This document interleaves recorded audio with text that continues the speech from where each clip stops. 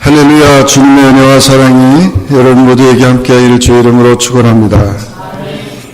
오늘 제목을 다 같이 따라하겠습니다. 성령 충만한 생활.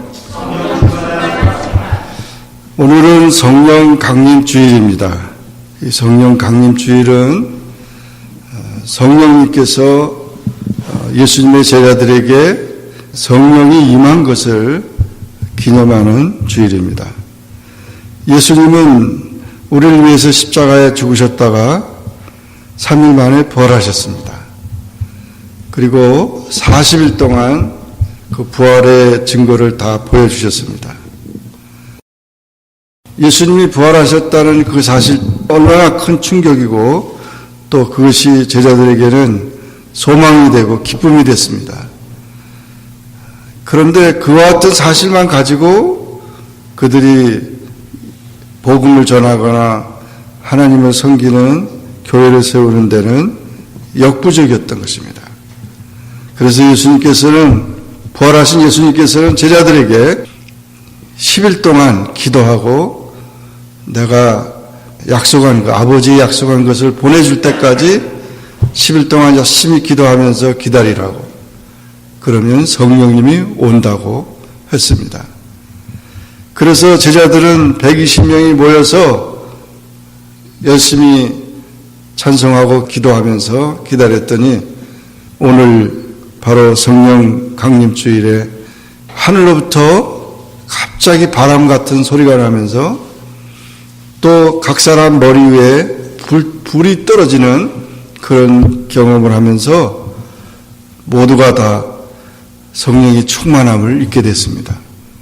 그래서 나타난 증거가 그들이 혀가 돌아가가지고 여러 나라 방언을 할 수 있는 그런 것이 됐고, 그리고 마음에 기쁨이 충만했고, 그리고 나가서 전도하게 됐고, 그러면서 기독교는 시작이 됐고 교회가 시작이 된 것입니다.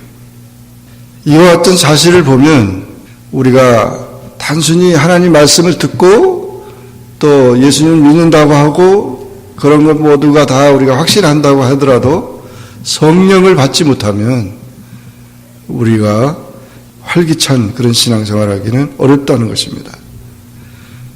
물론 우리가 예수를 믿는 그 순간 성령님이 오셔서 우리로 하여금 예수님을 고백한 것입니다. 우리가 하나님을 아버지라 부르짖고 또 우리 죄가 다 예수 그리스도의 십자가로 말미암아 우리가 다 용서받았다는 확신을 성령님께서 우리에게 주시는 것입니다.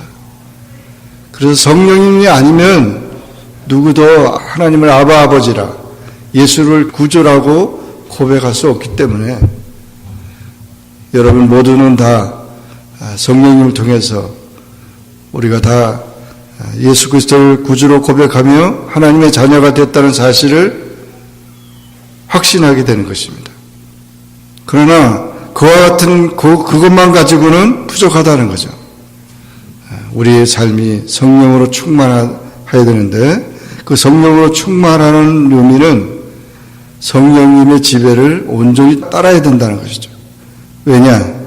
이 세상이 약하고 또 우리의 모든 많은 그런 어려움들을 해결하는 데는 절대적으로 성령님의 도움이 필요하기 때문인 것입니다. 여러분들이 다 잘 알듯이 신앙생활은 자기 노력을 하는 것이 아닙니다. 기독교와 다른 종교가 다른 이유는 거기에 있습니다. 불교는 가서 돌을 닦고 그리고 3000배 그 절을 해가면서 그러면서 자기를 수양하는 그런 종교입니다. 대부분이 다 그런 종교입니다. 그런데 우리 기독교는 절대 자기 노력으로 하는 거 아닙니다. 왜 내가 믿음이 안 생기지? 왜 내가 그런 모든 확신이 안 생기지? 이런 모든 것들이 다 궁금한 이유가 내가 하는 것이 아니기 때문에 하나님이 주셔야 되는 겁니다. 믿음도 주셔야 되고 성령도 주셔야 되고 구원도 주셔야 되고 은혜도 주셔야 되는 거기 때문에 받아야 하는 겁니다. 받지 않고는 할 수가 없는 거죠. 그래서 우리가 신앙생활 할 때 더 기도해야 되고 더 많은 하나님의 은혜를 체험해야 되는 것입니다.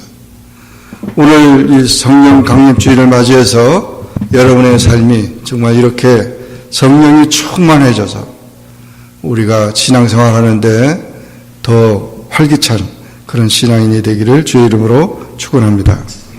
왜 성령을 받아야 하느냐? 여러분 여기 미국에도 차가 많은 차가 있는데 멋있는 차, 스포츠카, 비싼 차, 모든 차, 트럭, 많은 차들이 있죠. 그런 차들이 있지만 차가 있다는 것 자체는 보기 위한 것이 아니에요. 모양을 보여주기 위한 것이 아니에요. 차는 움직여야 되고 사람을 태워야 되는 거고 가야 되는 거죠. 근데 그 자동차가 갈 수 있는 거는 있는데 가장 필요한 게 뭡니까? 가스가 있어야 되죠. 가스가. 그래서 우리 가스스테이션에 가가지고 얘기하잖아요. 비려라 이러면서 이거 채워라, 가득 채워라. 그 가득 채워야, 그 가스를 채우지 않으면은 차가 갈 수가 없는 겁니다. 가득 채워야 멀리 갈 수 있는 겁니다. 힘있게 갈 수 있는 겁니다. 그와 마찬가지로 우리 삶 속에서 이 성령 충만을 받으라는 말이 그 fill it up이라고 하는 말하고 똑같은 말이에요. 그것이 채워져야 되는데 우리가 그것이 채워져야만 우리 신앙생활에 기쁨이 넘치고 봉사하는데 전도하는데 이렇게 힘이 넘치는 겁니다. 만약 그것이 가스가 떨어졌다 그러면 차에도 빨간불이 들어와서 힘이 점점 약해지는 거죠.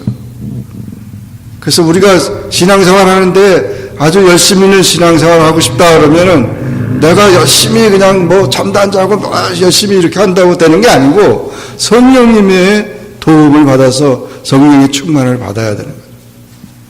내가 성경을 많이 읽고 싶다. 그래서 읽어지는 게 아니고 성령님의 도움을 받을 때 더 많이 읽어지게 되고 그러는 거죠. 그래서 이 성령님의 그 도움이 우리가 날마다 필요한 것이고 그 성령의 충만함을 받아야 하는 것입니다. 만약 성령의 충만을 받지 않는다면 어떻게 되겠습니까? 여기도 말했듯이 성령 충만하고 술 취하는 거하고 비교를 했어요. 그 당시 에베소에는 포도가 많이 났습니다. 그래서 그 사람들이 포도를 가지고 술을 담아가지고 그 술 파티를 했어요. 그 중요한 파티가 바카스 축제인데 바카스라는 말이 주신이라는 말이거든요. 바카스 축제를 할 때는 사람들이 다 그냥 술을 먹고 무절제하게 또 방탕하게 그러죠. 사람이 술로 채워질 때 술로 인한 증세가 나타나죠. 그 술 취한 사람 보니까 막 소리를 지르고 막 얼굴 뻘개가지고 그리고 그냥 좋아하는 사람은 또 막 좋아하지만 또 막 울고 불고 이러고 싸우고 조절이 안 되는 거죠. 자기 조절이 안 돼. 그건 자기 조절이 안 되는 말은 술이 조종한다는 거죠. 술이. 그와 마찬가지로 이 성령의 충만함은 그 술 취함과 비교했는데 오히려 성령께서 우리를 조절하는 겁니다. 내가 조절하면 실수가 많지만 성령님이 조절하니까 실수하지 않죠. 우리를 조절해 주는 거예요. 그래서 이 성령의 충만함은 우리에게 꼭 필요한 것이고 우리 성도들에게는 우리가 믿는 자로서 실수하지 않고 그것을 잘 감당할 수 있게 하는 거죠. 훌륭한 선수는 훌륭한 코치가 있어야 되는 거죠. 훌륭한 코치가 훌륭한 선수를 만드는 겁니다. 마찬가지로 성령님의 그 인도함을 받을 때 우리는 위험한 지경이나 실수할 때라든지 모든 부족할 때라든지 모든 것에 우리를 온전케 하고 우리를 도와주고 우리를 이끌어 주신 겁니다. 그래서 이 성령님의 도우심은 정말 중요한 것입니다. 날마다 우리가 성령의 도움을 받아야 합니다. 초대교회 성도들은 이 성령 충만함을 받았기 때문에 예루살렘부터 시작해서 유대 사마리아 땅끝까지 그 당시 로마가 땅끝이라는 땅끝까지 계속 달려가면서 그들이 교회를 세우고 전도를 하고 예수 믿는 사람들을 잡아다가 막 화형을 시키고 뭐 지금도 그런 박해를 많이 받지만 그런 모든 그런 박해가 불구하고 순교하면서까지도 그 복음을 증거하는 그런 담대함이 있었다는 거죠. 그러므로 여러분 성령 충만함으로 우리 신앙이 나약한 신앙이 되셔서는 안 됩니다. 어떤 사람은 예수 믿냐 그러면은 세상에 나가서 안 믿는다고 같이 술 먹고 같이 그냥 지내면서 그렇게 자기가 비겁한 그런 신앙이 돼서는 안 되는 거예요. 우리가 담대하게 내가 하나님을 믿는 자녀고 또 주님을 고백하는 구원받은 하나님의 자녀라고 하는 사실을 확실하게 선포하는 것이 성령의 도우심이라는 거예요. 그래서 이 성령의 충만함을 우리가 받아야 하는 것입니다. 여기 보면 성령 충만한 자들은 15절에 보면 너희가 어떻게 행할 것을 자세하게 주의해서 살아간다는 거죠. 운전하는 사람들이 술을 마시면 어떻게 됩니까? 음주운전을 하게 되고 그것이 사고로 갈 뿐 아니라 자신도 불행해지는 겁니다. 그러나 성령 충만함은 우리에게 참으로 축복된 것입니다. 그래서 성령을 사모해야 됩니다. 제자들이 기다렸던 것처럼 성령을 의지하고 그렇게 성령 충만하게 될 때 자세히 주의하는 오늘날 같이 정말 사기치는 일들이 많고 복잡한 일들이 많고 모든 것을 했는데 분별력이 없으면 그 자세히 주의하지 못하면 다 당하는 거죠. 그래서 자세히 주의하며 지혜 없는 자 같이 말고 오직 지혜 있는 자 같이 한다. 지혜가 생긴다는 거죠. 우리 그리스도인들에게서 성령께서 주시는 그 은혜가 지혜입니다. 지혜. 지식은 공부를 많이 해서 쌓는 것이지만 지혜는 그 삶의 분별력과 그 하나님의 진리를 깨닫는 것을 말하는 거죠. 여기서 지혜 소피아라고 하는 헬라어 단어는 일반적인 지혜를 말하는 게 아닙니다. 그 지혜가 하나님의 지혜를 말하는 거죠. 여러분 우리 자녀들이 어릴 때 기도하며 그 아이들을 이렇게 지도하는 것 참 중요한데 그 아이들이 신앙적인 얘기를 할 때 얼마나 참 부모들이 기뻐하고 참 귀하다 느끼는 것처럼 우리가 하나님 앞에도 마찬가지예요. 우리가 무슨 일을 당할 때마다 신앙적으로 고백하고 그렇게 하나님을 섬기며 나갈 때 하나님이 지혜를 기뻐하시는 것입니다. 그래서 어리석은 자가 되서는 안 됩니다.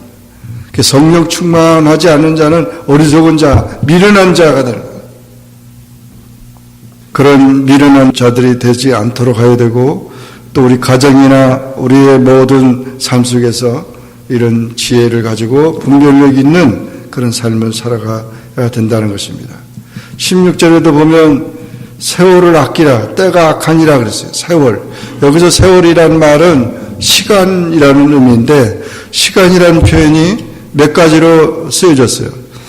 역사적인 시간, 크로노스라고 하는 역사적인 시간이 있고 여기서 말하는 세월은 카이로스라고 썼는데 이 카이로스라고 하는 시간은 아주 의미 있는 시간을 말하는 거죠.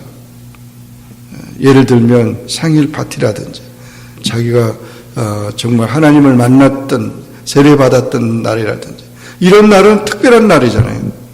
그런 특별한 날들 그런 것들을 귀히 여기라는 거죠. 우리가 세상에 많은 날들이 있지만 특별한 날들이 있어요. 주일날은 특별한 날이잖아요. 주님 앞에 예배 드리는 날이기 때문에 특별한 날이니까 그 날들을 소중히 여기라 이거죠. 여기서 세월을 아끼라는 단어가 뭐냐면 이거는 산다는 겁니다. 자기 것으로 만든다는 거예요. 소유한다는 거예요.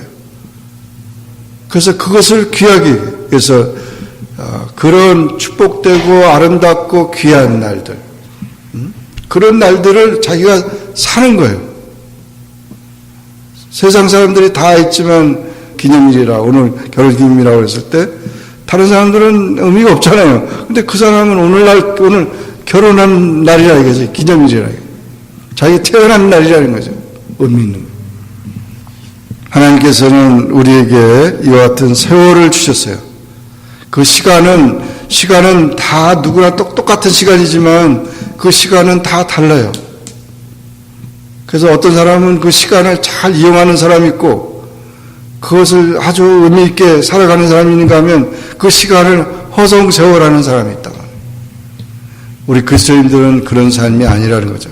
여러분의 주어진 그 시간들, 그런 모든 것들을 소중히 여기고 또 아름답게 해야 할 것입니다. 우리 인생은 언젠가는 끝납니다. 그 끝나는 그 순간까지 우리는 그 시간이 무의미하게 허송세월 보내는 것이 돼서는 안 된다는 거예요. 때가 악하기 때문에 시간을 소중히 여겨야 됩니다. 소중히 여긴다는 말은 뭡니까? 시간을 하나님께 바치는 시간을 많이 되고 주님을 위한 시간을 많이 써야 되는 거죠. 세상이나 이런 것에 비해보다도 주님을 위한 봉사하고 그런 일들이 있어야 한다는 거예요. 여러분의 주어진 시간을 더욱더 아름답게 하고 행복하게 하는 그런 삶이 되어야 합니다. 시간은 하나님의 선물입니다. 시간을 잘 관리하기 위해서는 어떻게 해야 되냐면 부지런해야 돼요. 부지런한 사람은 시간을 많이 쓰는 사람이에요. 게으른 사람은 시간을 안 쓰는 사람이에요. 사용할 줄 모르는 사람이에요. 아침부터 저녁까지 부지런하게. 부지런한 자는 절대 빈궁하지 않고 가난하지 않고 부지런한 자를 하나님께서는 축복하십니다. 잠언 6장 6절을 보면 개미에게 가서 배우라고 그랬잖아요. 개미에게 가서. 여러분, 게으르는 사람은 성령 충만한 사람이 아닙니다. 부지런한 사람이 성령 충만한 사람입니다. 그 시간을 규칙적 있게 짜임새 있게 쓰는 것을 말해요. 그 시간 관리하는 사람은 하루도 그 모든 시간을 다 이렇게 해서 언제 뭘 한다고 하는 것을 다 이렇게 자기 일정표를 쓰게 되는 거예요. 그냥 가고 그냥 아무데나 그냥 먹고 아무데나 자고 아무데나 뭐 이런 게 아니고 그런 그 삶을 규칙적 있게 쓰는 것을 말합니다. 규칙적인 생활. 여러분의 삶도 그런 삶이 되시길 바랍니다. 그래서 다 그냥 하루에 이 시간들을 다 이렇게 그렇지 않으면은 할 수가 없어요. 여러분이 성경을 읽고 싶다 그래도 언제 내가 성경 읽는 시간 딱 그렇게 집어넣고 성경 읽으면은 계속 읽을 수가 있어요. 근데 그렇지 않고 그냥 한꺼번에 읽어야지. 그러면은 읽혀지지 않는 거예요. 또한 이 시간을 잘 우리가 관리하기 위해서는 약속을 잘해야 됩니다. 약속을. 어떤 사람은 약속해놓고도 잊어버린 사람 많아요. 장소도 잃어버려가지고 왜 안 오냐 그랬더니 식당을 여기다 정했는데 저기 가서 찾아가지고 왜 안 오냐고 또 이런 사람도 있어요. 그러니까 참 우리가 시간 약속을 잘 해야 돼요. 그래서 이 메모하는 습관을 가지고 그렇게 잘 해야 되는데 그렇지 않으면 요즘엔 뭐 스마트폰에 다 기록하게 돼 있잖아요. 약속을 다. 그래서 약속을 기준해야 되고 그 시간 약속을 잘 지켜야 되는 겁니다. 물론 뭐 조금 늦을 수도 있고 그렇지만은 그 시간 약속을 잘해야 돼요. 남의 시간도 귀중한 거죠. 기회를 소중히 여겨야 합니다. 뭐든지 때가 있습니다. 때가. 지금 봄철이 돼서 농사하는 분들이 다 이제 농사하게 되는데 그 농사 때를 놓치면은 농사를 못 하는 거예요. 공부도 공부할 때가 있는 것이고 일을 일할 때가 있는 것이고 그 만사의 때가 있는 겁니다. 그 때를 놓치면 안 되는 거예요. 때를 귀중히 여겨야 합니다. 그리고 시간에 11조를 드려야 합니다. 시간도 하나님 앞에 드리는 그런 생활이 돼서 그 시간에 11조를 드리는 그런 삶이 돼요. 어떤 분은 1년에 한 달 정도는 자기가 그 휴가를 내가지고 선교지에 가서 봉사하는 그런 분이 있어요.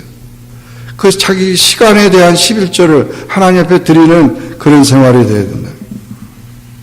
여러분, 우리가 지혜로운 자의 삶, 성령 충만한 자의 삶은 그 시간 그런 자체도 다 관리하는 그런 삶이라는 것을 꼭 기억해야 할 것입니다. 그리고 성령 충만한 삶은 방탕한 삶이 아니에요. 절대 방탕한 삶이 아니에요. 그래서 우리는 술 취하지 말라 그렇게 말했는데 어떤 사람은 그러더라고요. 성경에 술 먹지 말라고 하는 게 어디 있냐고 그러는데 성경에 이렇게 돼 있어요. 로마서 13장 13절에는 술 취하지 말라. 여기도 에베소 5장 18절에도 술 취하지 말라 그래요. 그리고 잠언 23장 31절 35절에 보면 술을 보지도 말라 그랬어요. 보지도 말라. 술을 보지도 말라 그랬어요. 그리고 민수기 2장 2절 3절에 보면 포도주와 독주를 멀리하라. 그래서 나신이라고 하는 사람들은 이 술을 아예 끊어버려요.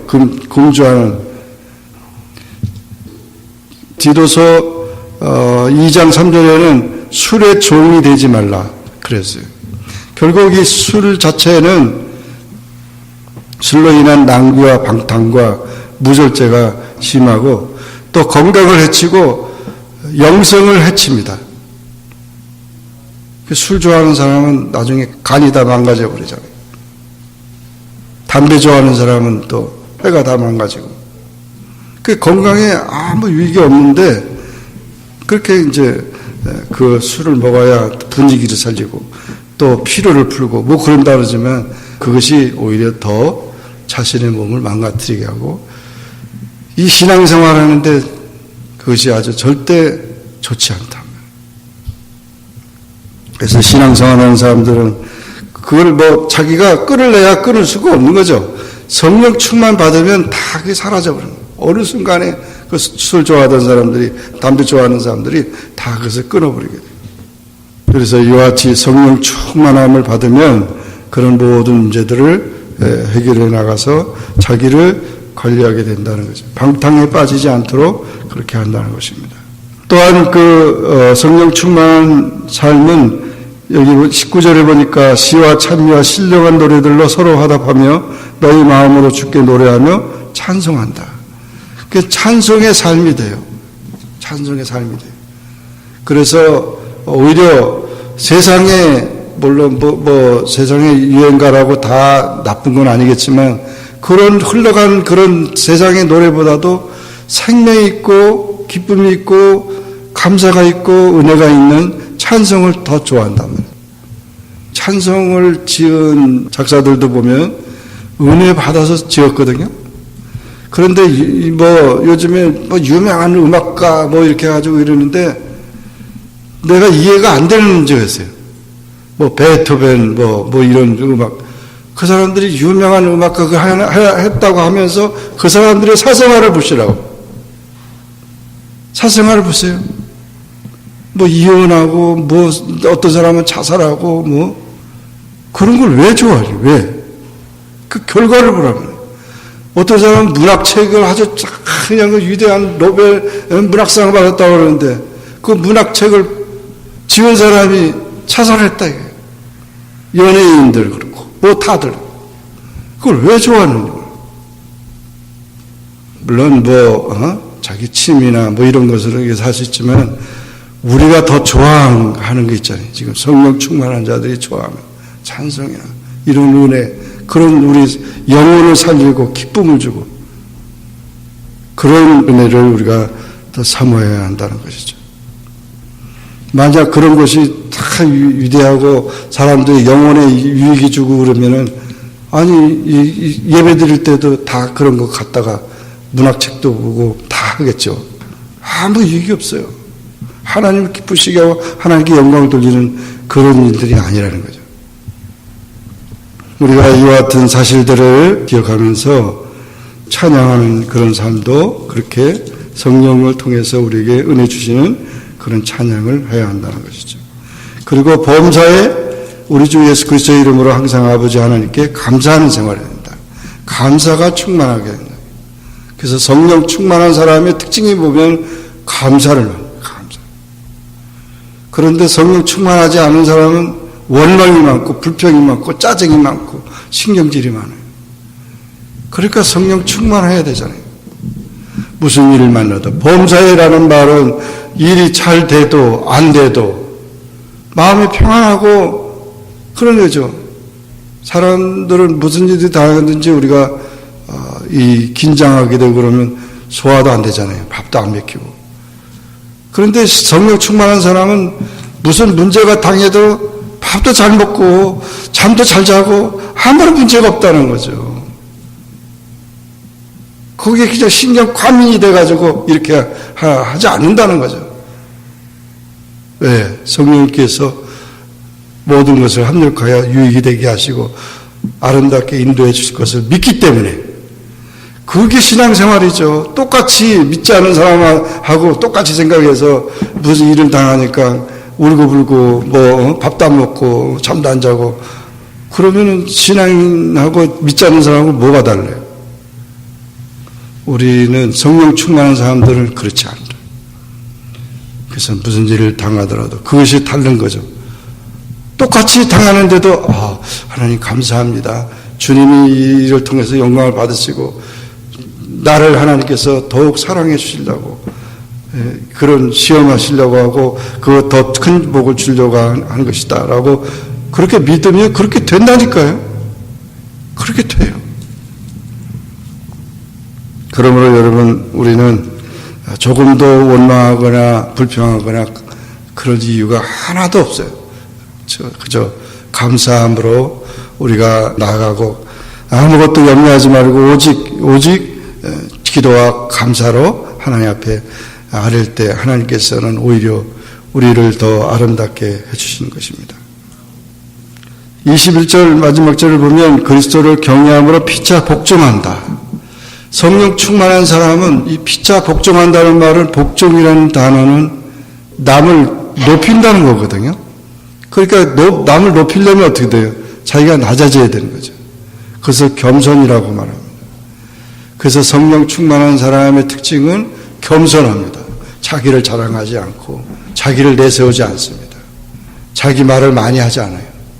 자기를 낮춰요. 자기를 낮춘다는 말은 상대를 높인다는 것입니다. 내가 낮아져야지 상대를 높일 수 있는 거죠. 내가 자꾸 높아지면 상대를 자꾸 깔보게 되고 무시하게 되는 거죠. 집에서도 그렇고 우리가 사회생활에도 그렇죠.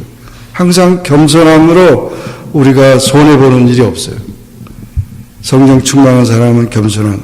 그래서 섬김의 삶을, 봉사의 삶을 살게 되는 것이고 섬김의 삶을 살게 되는 것입니다. 자기보다 남을 낮게 여기는 것입니다. 존경하기를 서로 먼저 하는 것입니다. 그렇게 하면서 승리하는 그런 삶이 되는 것이죠. 이와 같은 이 모습을 보면 성령 충만한 사람은 사람이 달라지는 사람이 달라져요. 세상에는 사람이 달라지는 거 없습니다. 얼마나 사람들이 망가지고 얼마나 참 요즘에 뉴스 보면 너무 참 치가 떨리는 거죠. 같은 방에 자는 사람을 갖다가 잠잔다고 기분 나쁘다고 망치로 때려가지고 죽여가지고는 그런 일들이 있는 거 보면 얼마나 참 이 세상이 악합니까? 하나님의 은혜가 있는 성령 충만한 사람은 그런 모든 그런 것에 지배되지 않고 변화되고 새로워진다는 사실을 기억하고 사람이 달라져요. 사람이 아무리 저게도 우리 자녀가 또 우리 가정에 또는 우리 교인들이 우리 모든 삶 속에서 달라지려고 한다면 아무도 그를 변화시킬 수 없는데 성령님께서 그를 변화시키고 그를 새롭게 한다는 사실을 기억하고 나도 성령 받아야 되지만 다른 사람도 성령 받기 위해 기도하고 그 성령 충만함을 받는 그런 삶이 돼서 승리로운 주님의 자녀들이 다 되기를 주의 이름으로 축원합니다. 기도하겠습니다. 다 같이 동성으로 이 시간 기도합니다. 주의 말씀 생각하면서 주여 우리 내 자신에도 아직도 성령으로 변화되지 못하는 것이 있습니다. 우리 가정에도 문제가 있습니다. 모든 삶 속에도 이 모든 것이 성령의 도우심이 아니고서 해결할 수 없다는 그런 문제들을 이 시간에 내놓고 주님 앞에 기도하면서 성령님을 통해서 우리의 삶이 변화되고 새로워지고 성령 충만함으로 승리하는 주님의 자녀들이 되게 해달라고 다 같이 동성으로 기도하겠습니다. 거룩하신 하나님 아버지 은혜를 감사합니다. 오늘도 주님 전에 나와 기도하게 하시고 주의 말씀을 상고하게 하시니 감사합니다. 오늘 성령 강림 주일을 맞이해서 주님 앞에 기도합니다. 주님 우리가 정말 얼마나 이제 우리 삶이 악하고 또 타락되고 문제가 많습니까? 이 모든 삶을 주님께서 변화시켜 주시기 원합니다. 우리가 믿는 신앙이 아버지를 더 활기차고 더욱더 담대해질 수 있도록 도와주시기 원합니다. 전도하고 봉사하고 섬기는 모든 삶에 아버지 하나님의 능력이 나타나도록 도와주시기를 원합니다. 사람이 달라지는, 가정이 달라지고 교회가 달라지고 정말 이 세상이 달라지는 그런 역사가 일어날 수 있도록 성령님이여 함께해 주시고 우리 모든 삶을 주장하시고 역사해 주시기를 간절히 바랍니다. 내가 할 수 없는 것, 내가 해결할 수 없는 모든 문제들을 이 시간 다 내놓고 주여 성령님이여 도와주시기를 원합니다. 변화시켜 주시고 주님께서 모든 것을 해결해 주시고 역사해 주셔서 오히려 주님 안에서 평안과 기쁨과 감사를 가지고 살아갈 수 있게 하시고 주님을 찬송하고 주님을 영화롭게 하시는 주님의 자녀들이 다 되도록 축복하여 주시옵소서. 예수님의 이름으로 간절히 기도합니다. 아멘.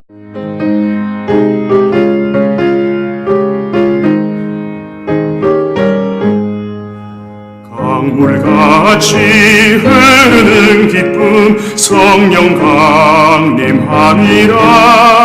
정결한 마음 영원하도록 주의 거처 되겠네. 주님 주시는 참된 평화가 내 맘속에 넘치네. 주의 말씀에 거센 풍랑도 잠잠하게 되도다. 나의 생명 소생케 됨은 성령 임하심이라. 모든 의심 슬픔 사라져 주의 평강 넘치네. 주님 주시는 참된 평화가 내 맘속에 넘치네. 주의 말씀에 거센 풍랑도 잠잠하게 되도다. 하늘에서 담비 내리고 햇빛 찬란함같이 우리 맘에 성령 임하니 주님 보내심이라. 주님 주시는 참된 평화가 내 맘속에 넘치네. 주의 말씀에 거센 풍랑도 잠잠하게 되도다.